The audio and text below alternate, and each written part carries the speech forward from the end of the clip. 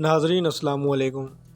ناظرین کرام، متعصم باللہ عباسی جو عالی شان باغات، زرق برق لباس، ریشم و کم خواب سے آراستہ و پرستہ آرام گاہیں، سونے چاندی ہیرے اور جواہرات سے بھری تجوریاں، خوش ذائقہ کھانوں کے انبار اور کھٹکھٹاتے سکوں کی جھنکار میں رہنے والا متعصم باللہ عباسی کے محل کے پاس جب منگول فوج پہنچی، وہ تاریخ اسلام کا کتنا عبرتناک منظر تھا کہ جب متعصم باللہ آئینی زنجیروں اور بیڑیوں میں جکڑا جنگیز خان کے پوتے ہلاکو خان کے سامنے کھڑا تھا۔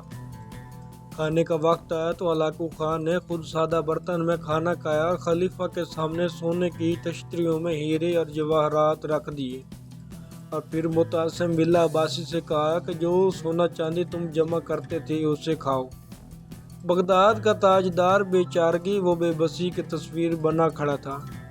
بولا کہ میں سونا کیسے کھاؤں؟ ہلاکو نے فوراً کہا، پھر تم نے یہ سونا چاندی جمع کیوں کیا تھا؟ وہ مسلمان جسے اس کا دین ہتھیار بنانے اور گھوڑے پالنے کی ترغیب دیتا تھا، مگر تم نے کچھ نہ کیا۔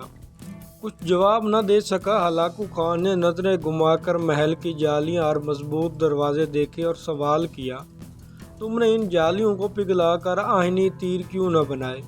تم نے یہ جواہرات جمع کرنے کی بجائے اپنے سپاہیوں کو رقم کیوں نہ دی تاکہ وہ جاں بازی اور دلیری سے میری افواج کا مقابلہ کرتے؟ خلیفہ نے بڑے تعصب سے جواب دیا کہ اللہ کی یہی مرضی تھی۔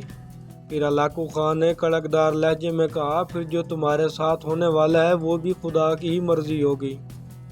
پھر تاریخ نے لکھا کہ ہلاکو خان نے متعصم باللہ کو قالین میں لپیٹ کر گھوڑوں کی ٹاپوں تلے روند ڈالا اور بغداد کو ایک جیتا جاگتے شہر کو قبرستان بنا ڈالا۔ ہلاکو خان نے کہا کہ آج میں نے بغداد کو صفحہ ہستی سے مٹا ڈالا ہے اور اب دنیا کی کوئی طاقت اسے پہلے والا بغداد نہیں بنا سکتی۔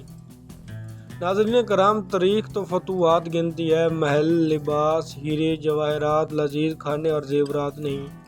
پیارے دوستو، امید کرتے ہیں ویڈیو اچھی لگی ہوگی۔ اگر ویڈیو اچھی لگی ہے تو برائے مہربانی ہمارے یوٹیوب چینل کو لازمی سبسکرائب کریں اور بیل آئیکن گھنٹی کے بٹن کو لازمی پریس کریں تاکہ ہماری نئی آنے والی ہر اسلامک اور ہسٹری کی ویڈیو آپ تمام دوستوں تک پہنچ سکے۔